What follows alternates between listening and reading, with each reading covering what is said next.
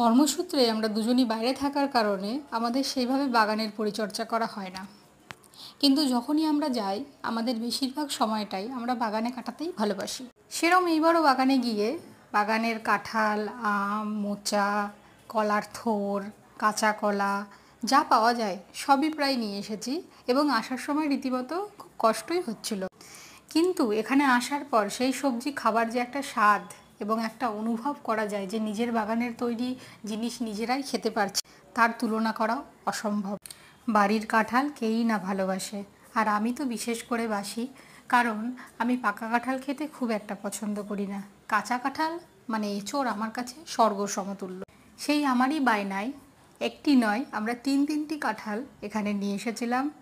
শুধু কাঁঠালই আনিনি, এর সঙ্গে নিয়ে এসেছিলাম কিছু পরিমাণে কাঁঠাল পাতা এবং কলার পাতা। কলার পাতায় খেতে আমার বরাবরই খুব ভালো লাগে, তাই এই সুযোগ কিছুতেই ছাড়া যেত না।